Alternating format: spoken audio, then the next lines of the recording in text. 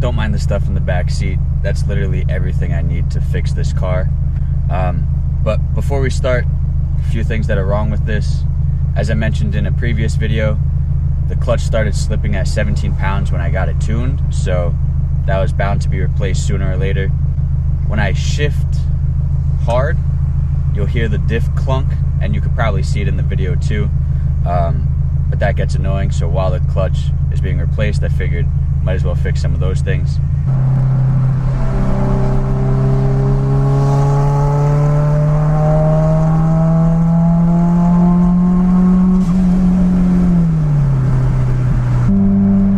In fourth gear, I maxed out at about 15.5 pounds.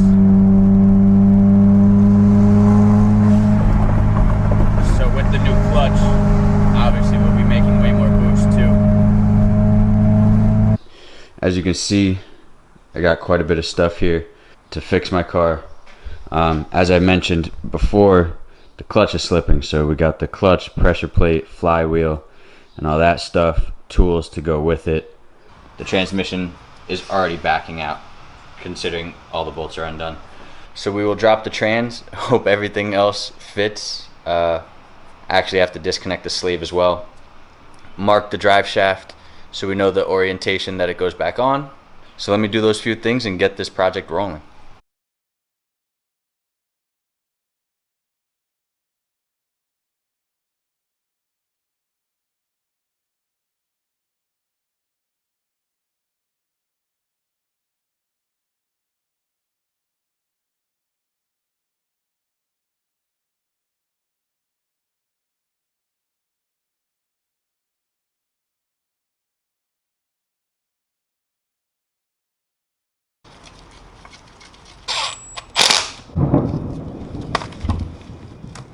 There's been thunderstorms on and off all day today, so probably gonna have to close this garage door any minute.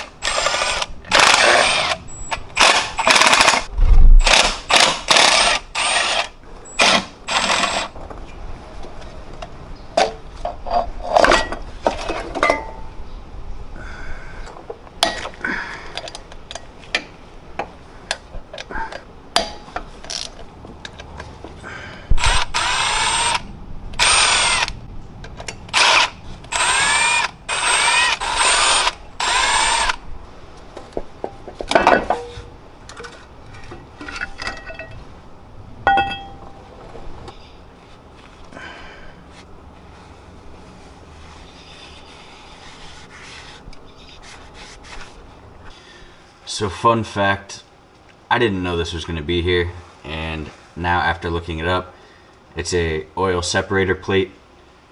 This is probably the cause of most my oil leak. As you see, it's all around here. The rear main still is leaking some as well, and it looks like this little guy might be leaking also. I didn't anticipate these two, so even though I have a rear main seal, I'm gonna have to order the oil separator plate and an O-ring for this, just to be safe, because I don't want to do this again. Even though it is annoying that I was just gonna do the rear main seal and throw the clutch on and probably get the car running today, now I'm gonna have to order this and just do it the right way the first time. So just a heads up, anybody doing this, if you didn't know what you have to replace while doing the clutch, this oil separator plate is one of those pieces. So get this so you don't have to wait even longer like I do. So after the last roadblock we ran into, I got an O-ring for that viewing window to the left of the rear main seal, and I got an oil separator plate. This one, as you can see, is not plastic. It's a cast aluminum piece. The newest ones are stamped steel, and I didn't want to have to replace this every time I have to do a clutch. So I got one that was more durable, used off of eBay, 20 bucks. But now I have what I need, and then we could throw the clutch on. So these came out pretty easy. Just used a 1/4-inch wrench with the fat Phillips head bit on it.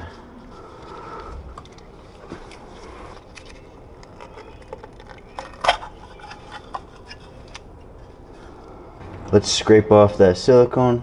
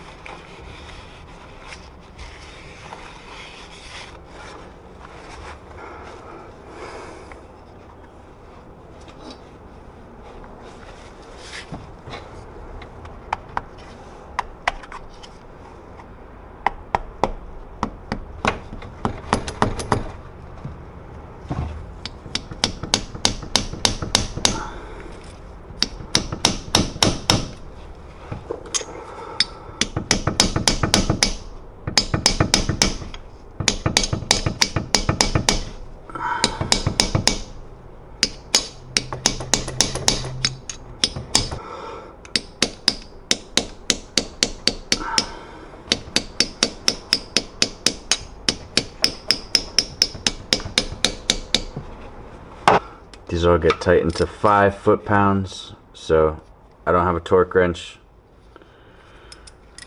so I'm just gonna do it by hand.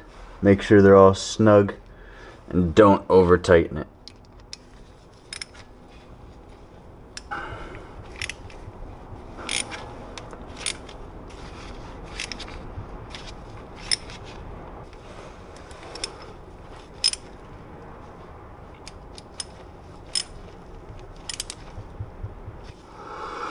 Alright,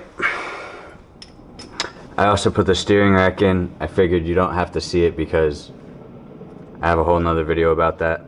Now we can throw the flywheel on. On the next video, and the recommended ad is a picture of blueberries. I was like, okay, I'm scared. Yeah, can't say I'm surprised.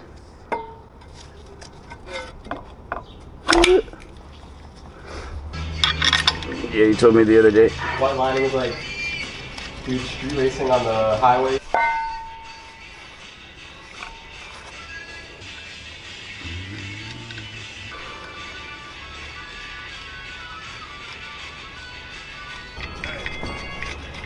Chris coming with his fucking giant impact on it. Huh? I'm used to Chris coming with his giant impact. I know, it's nice.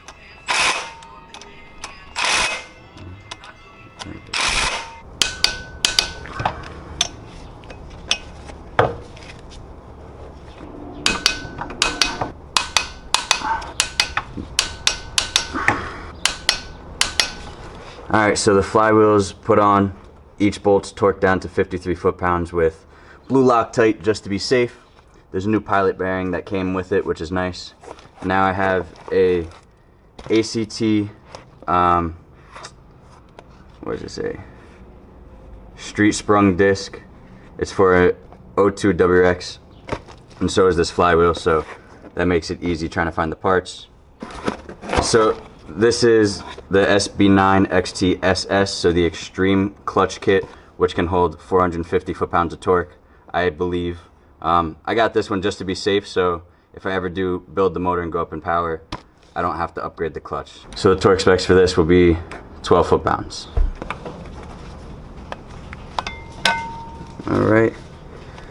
Alright, so here's the flywheel with the throwout bearing. This actually had a little ridge on it, which if you see right here, these little slats popped into it, so it holds it in place.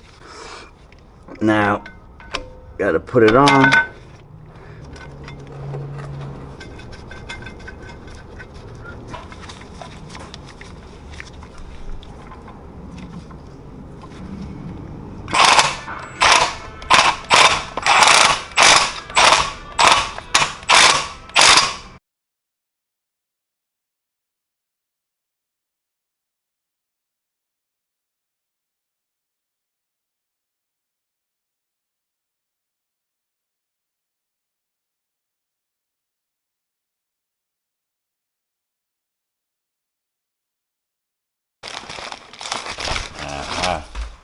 So I got a new engine pitch mount. It's the Street Series one.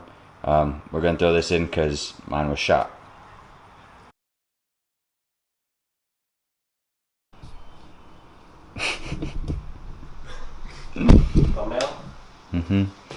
Alright, now we're gonna fill the transmission with fluid. This is Motul 75W90, which is also gonna go in the diff, and we're putting in 3.8 quarts.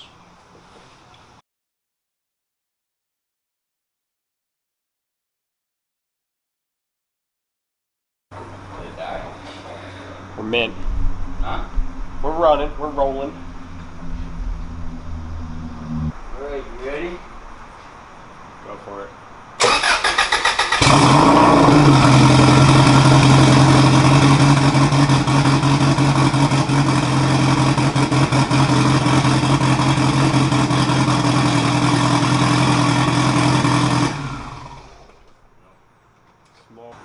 Sounded pretty dope. Fuck! What happened? Didn't it go in the gear? Press the clutch. Let go. Press it.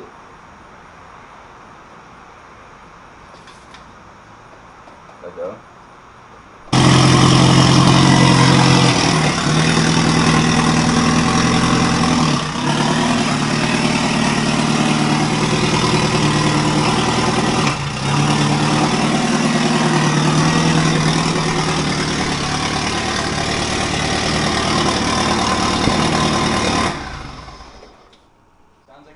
Diesel truck. No, it actually sounded Bridgeported. You heard that? For the.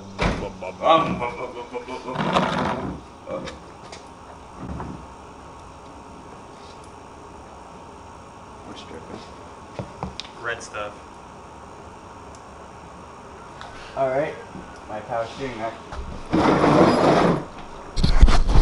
So the wheels are spinning, which means the clutch works. Yeah, so the steering rack has to come out again. That came out all from the boot. So, at least the clutch works. Alright, so as you saw, the clutch works. Now I'm just buttoning everything back up. I have to throw the exhaust on, which is probably going to be the biggest pain in the ass right now. I changed the diff fluid as well. And the motor mounts, I didn't film because there's plenty of videos of that out there. So, let's finish putting everything back together, get my car on the ground, and then I can finally drive it. As you see, no more car in the garage.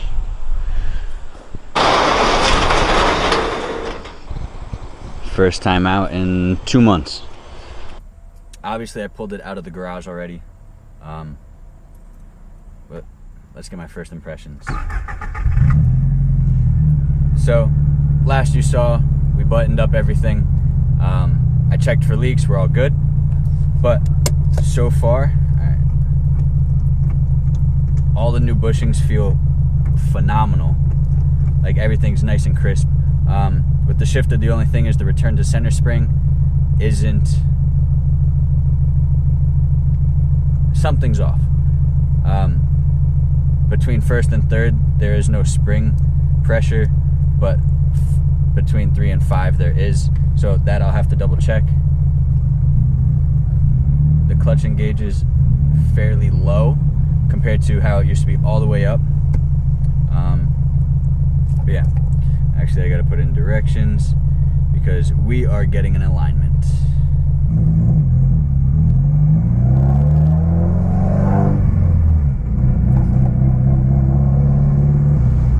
So obviously the clutch is much heavier. I don't know if I said that in the any previous clips. It can hold, I think, 450 foot-pounds. I obviously got it to be a little overkill for what I'll be doing with this car, but I'd rather be safe than sorry. And if I go build the motor down the road, I'll be good on the clutch side. Oh, also, the STI steering rack that I rebuilt, oh my goodness, it feels amazing. There's no play, there's no leaks, the response is immaculate. I don't know, it feels amazing. That's weird. On D-cell, when I let off, it sounds like there's something rubbing or rattling. It's really odd. I love how tight everything feels. Oh, obviously I have new drivetrain bushings too. Granted, I haven't gotten on it yet because I have to wait 500 miles, but so far it feels really, really tight and direct. Like I let off the clutch and the car wants to go, where before there was slop, so I let off the clutch and you felt the drivetrain give. So that's nice. You see a little bucking because it is more aggressive, but it's nice. So after the alignment, I have a couple more modifications I'm going to do. You'll see in the next video, more so reliability things. But I hope this video helped anybody who's doing a clutch on an import or just the clutch on a Subaru in general. I know there was a bunch of headaches I ran into. So that's why I make these videos. I run into the headaches so you don't have to. But if you have any questions, obviously you know where to reach out. Instagram or in the comments. But until next time, peace out.